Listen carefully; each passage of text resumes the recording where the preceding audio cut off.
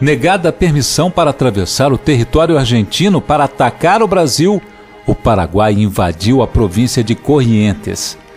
O chefe de divisão, Francisco Manuel Barroso da Silva, foi designado para assumir o comando da Força Naval Brasileira que estabelecera o bloqueio da via de acesso fluvial ao Paraguai, no Rio Paraná. A primeira missão do chefe Barroso foi um ataque à cidade de Corrientes, ocupada pelos invasores. O ataque mostrou a vulnerabilidade do flanco direito dos paraguaios devido à presença dos navios brasileiros. E isso levou o próprio Solano Lopes a planejar uma ação contra a Força Naval Brasileira. O plano era surpreender os brasileiros ao amanhecer, abordá-los, tomar os navios e rebocá-los para o Humaitá. Os paraguaios também instalaram canhões e tropas de infantaria na margem esquerda, rio abaixo, próximo à foz de um arroio, chamado Riachuelo. Os paraguaios se atrasaram tentando reparar um dos seus navios, que acabou sendo deixado para trás, e o reboque das chatas os impediu de recuperar o tempo perdido. Na noite de 10 para 11 de junho de 1865, a Força Brasileira, constituída de 9 navios, estava fundeada perto da cidade de Corrientes, bem dentro de território argentino invadido pelos paraguaios. De lá, avistaram aproximadamente às 9 horas da manhã a Força Paraguaia, constituída de 8 navios, rebocando 6 chatas artilhadas com os canhões. Achando que não mais surpreenderia os brasileiros, o comandante paraguaio, capitão de fragata Pedro Inácio Meza, decidiu descer o rio. Ao passar, ocorreu o primeiro combate com tiros de canhão.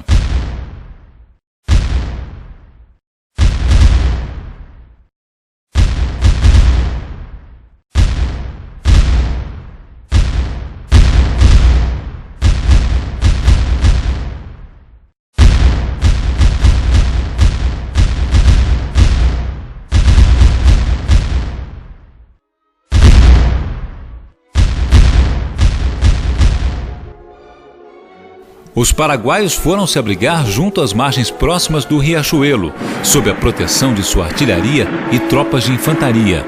Após elevar a pressão das caldeiras, a Força Naval Brasileira começou a descer o rio atrás dos paraguaios.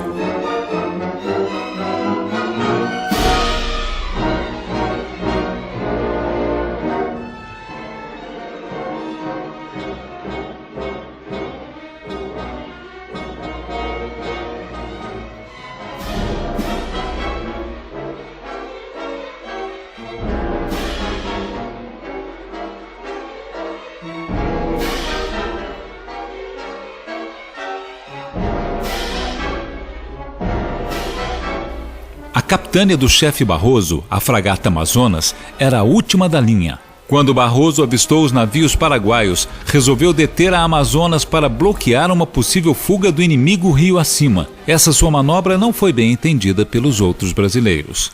Alguns navios guinaram, acompanhando a capitânia sob intenso fogo paraguaio. O Jequitinhonha acabou encalhado.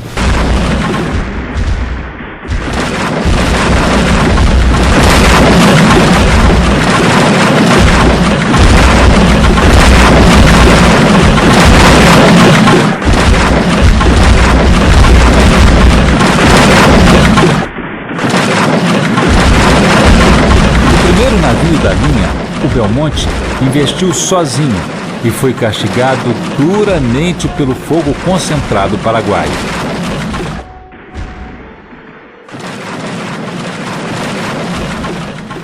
Para reorganizar sua força naval, Barroso avançou com a Amazonas, assumiu a liderança dos navios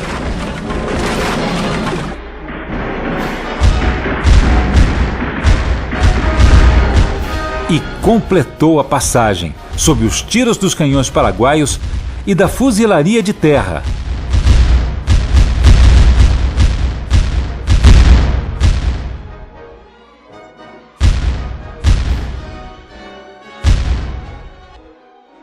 Afastou-se depois, descendo o rio Paraná com apenas 6 dos seus 9 navios. O Jequitinhonha estava encalhado para sempre. O Belmonte ficara tão avariado que encalhou propositadamente para não afundar. E o Parnaíba, com o leme avariado, também não conseguiu passar.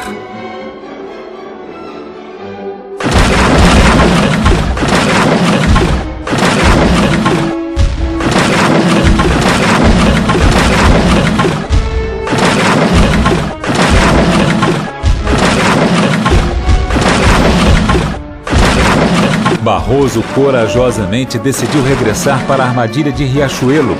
Desceu o rio até um lugar onde o canal permitia fazer a volta com os navios e cerca de 1 hora depois estava de volta. O Parnaíba estava sendo abordado e dominado pelo inimigo, apesar da resistência heróica dos brasileiros. Alguns lutaram até a morte. Mas Barroso tirou vantagem do porte do Amazonas e usou seu navio para abalroar 3 navios paraguaios e vencer a batalha.